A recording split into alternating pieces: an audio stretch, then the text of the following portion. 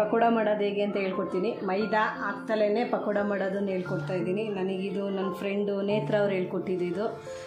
ಮೈದಾ ಜಾಸ್ತಿ ಯೂಸ್ ಮಾಡಬೇಡಿ, ಕಡಲೆ ಹಿಟ್ಟಲ್ಲೇ ಮಾಡಿ ತೋರಿಸಿ ಅಂತ.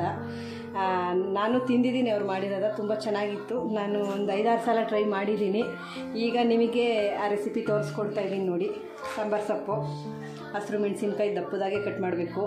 ಈರುಳ್ಳಿ ಒಂದು 4 ಈರುಳ್ಳಿ ತಗೊಂಡಿದ್ದೀನಿ. ಈರುಳ್ಳಿ ದಪ್ಪವು ಜಾಸ್ತಿ ಹಾಕಬೇಕು.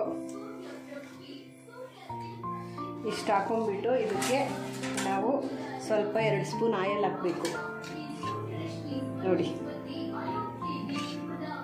2 ಸ್ಪೂನ್ ಆಯಿಲ್ ಹಾಕ್ಬಿಟ್ಟು ಚೆನ್ನಾಗಿ ಹಿಂಗೆ ಕಲಿಸ್ಬೇಕು ನೋಡಿ ಫ್ರೆಂಡ್ಸ್. ಈ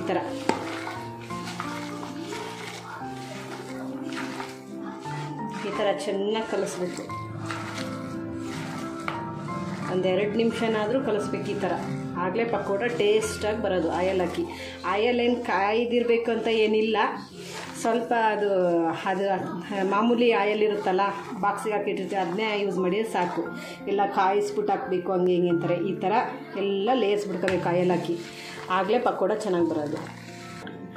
ಅಕ್ಕಿ ಹಿಟ್ಟು ನೋಡಿ 2 ಸ್ಪೂನು 2.5 ಸ್ಪೂನ್ ಅಕ್ಕಿ ಹಿಟ್ಟು ಹಾಕಿದ್ದೀನಿ.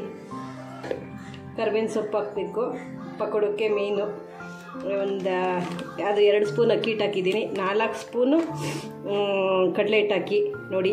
4 ಸ್ಪೂನೇ ಸಾಕು. ಸ್ವಲ್ಪ ಹಿಂಗೆ ಹಾಕ್ತಿದ್ದೀನಿ. ಹಿಂಗು ನೋಡಿ, ಹಿಂಗೆ ಹಾಕಿದರೆ ತುಂಬ ಟೇಸ್ಟ್ ಬರುತ್ತೆ.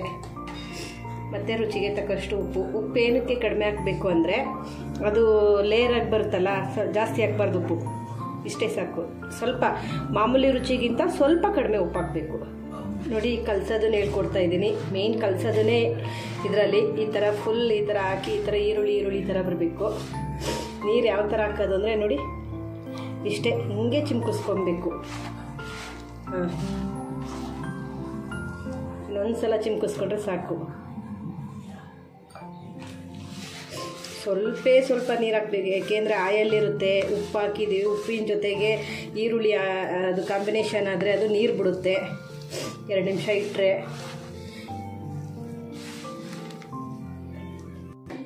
ಸ್ವಲ್ಪ ಈರುಳ್ಳಿ ಜಾಸ್ತಿ ಆಗಿದೆ. ಇನ್ನೊಂದು ಸ್ಪೂನಷ್ಟು ಹಾಕ್ತೀನಿ. ಸಾಕಿಷ್ಟು. ಇಷ್ಟು ಹಾಕ್ಬಿಟ್ಟು ಇದೇ ನೀರಲ್ಲಿ ನಾವು ಕಲಿಸ್ಬೇಕು. ನೀರು ಮತ್ತೆ ಹಾಕ್ಕೊಳ್ಬಾರ್ದು. ಪಕೋಡಾಗೆ ನೋಡಿ ಎಣ್ಣೆ ಕಾದಿದೆ.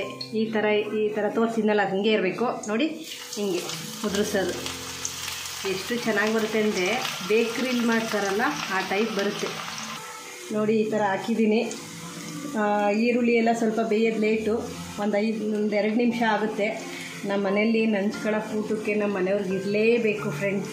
ಅದಕ್ಕೋಸ್ಕರ ಸ್ವಲ್ಪನೇ ಮಾಡಿ ಅವರಿಗೆ ನಾನು ಕೊಡ್ತೀನಿ ನೋಡಿ. ಈ ಥರ ಬೆಂದಿದೆ ನೋಡಿ. ಇಷ್ಟು ಬೆಂದರೆ ಸಾಕು ನೋಡಿ. ಪಕೋಡ ಏನು ಮೈದಾ ಹಾಕಿದ್ರೇ ಪಕೋಡ ಮಾಡಬೇಕು ಅನ್ನೋದೇನಿಲ್ಲ, ತುಂಬ ಚೆನ್ನಾಗಿ ಬರುತ್ತೆ ನೋಡಿ ಫ್ರೆಂಡ್ಸ್. ಎಷ್ಟು ಮುರು ಅಂತಿದೆ. ಹಿಂಗಿರಬೇಕು ಪಕೋಡ ನೋಡಿ. ಈ ಥರ ನೋಡಿ, ಈ ಥರ ಇರಬೇಕು. ಈ ಮೆಣಸಿನ್ಕಾಯಿ ಏನಕ್ಕೆ ಇಷ್ಟು ದೊಡ್ಡದಾಗಿ ಹಾಕಿದ್ದೀನಿ ಅಂದರೆ ಮಕ್ಕಳೆಲ್ಲ ತೆಗೆದಿಡ್ತವೆ. ಅದನ್ನು ತೆಗೆದಿಡೋಕ್ಕೆ ಈಸಿ ಆಗಲಿ ಅಂತ ಈ ಥರ ಮೆಣಸಿನ್ಕಾಯಿ ಇಷ್ಟು ಉದ್ದದ್ದು ಹಾಕಿದ್ದೀನಿ. ಮೆಣಸಿನ್ಕಾಯಿ ಹಾಕಲಿಲ್ಲ ಅಂದರೆ ಟೇಸ್ಟೇ ಬರೋಲ್ಲ ನೋಡಿ. ಪಕೋಡ ಮಾಡಿ ನೋಡಿ, ಕಮೆಂಟ್ಸ್ ಮಾಡಿ, ಲೈಕ್ ಮಾಡಿ. Thank you friend.